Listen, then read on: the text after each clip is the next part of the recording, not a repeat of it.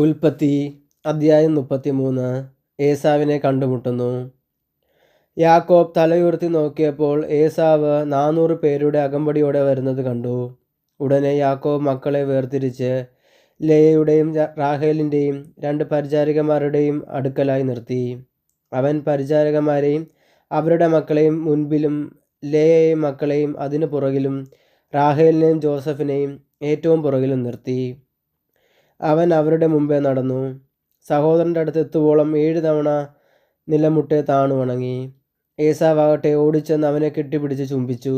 ഇരുവരും കരഞ്ഞു. ഏസാവ് തലയുയർത്തി നോക്കിയപ്പോൾ സ്ത്രീകളെയും കുട്ടികളെയും കണ്ടു. അവൻ ചോദിച്ചു, നിന്റെ കൂടെ കാണുന്ന ഇവരൊക്കെ ആരാണ്? യാക്കോബ് മറുപടി പറഞ്ഞു, അങ്ങയുടെ ഈ ദാസന് ദൈവം കനിഞ്ഞ് നൽകിയിരിക്കുന്ന മക്കളാണ്.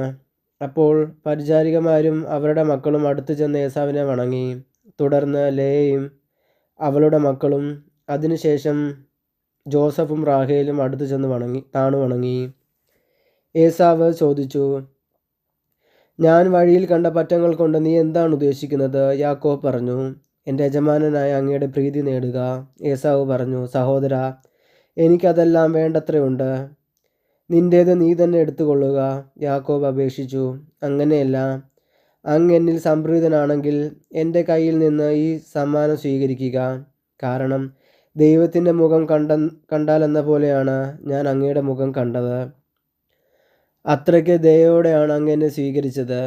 അങ്ങയുടെ മുമ്പിൽ കൊണ്ടുവന്നിരിക്കുന്ന ഈ സമ്മാനങ്ങൾ ദയവായി സ്വീകരിക്കണം. എന്തെന്നാൽ ദൈവം എന്നോട് കാരുണ്യം കാണിച്ചിരിക്കുന്നു. എല്ലാം എനിക്ക് വേണ്ടത്ര ഉണ്ട്.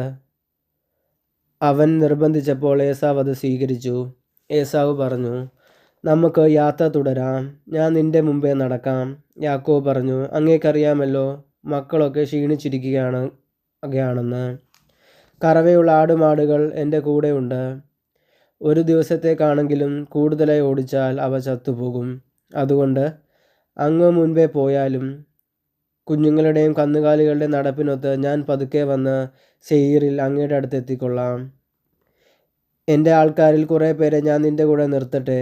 ഏസാവ് ചോദിച്ചു. യാക്കോബ് പറഞ്ഞു, എന്തിന്? എനിക്ക് അങ്ങയുടെ പ്രീതി മാത്രം മതി. അതുകൊണ്ട് ഏസാവ് അന്ന് തന്നെ സെയീറിലേക്ക് തിരികെ പോയി. യാക്കോബ് ആകട്ടെ സുക്കോത്തിലേക്ക് പോയി. അവിടെ വീട് പണിതു, കന്നുകാലികൾക്ക് കൂടുകളും കെട്ടി. അതുകൊണ്ടാണ് ആ സ്ഥലത്തിന് സുക്കോത്ത് എന്ന് പേരുണ്ടായത്. യാക്കോബ് പാദാനാരാമിൽ നിന്നുള്ള യാത്ര തുടർന്നു. കാനാൻ ദേശത്തുള്ള ശെക്കേം പട്ടണത്തിൽ സുരക്ഷിതനായി എത്തിച്ചേർന്നു. അവിടെ നഗരത്തിനടുത്ത് കൂടാരമടിച്ചു. യാക്കോബ് ശെക്കേമിൻ്റെ പിതാവായ ഹാമോറിൻ്റെ മക്കളിൽ നിന്ന് താൻ കൂടാരമടിച്ച പറമ്പിൻ്റെ ഒരു ഭാഗം 100 നാണയത്തിന് വാങ്ങി. അവൻ അവിടെ ഒരു ബലിപീഠം പണിതു. അതിന് എൽ എലോഹൈ ഇസ്രായേൽ എന്ന് പേരിട്ടു.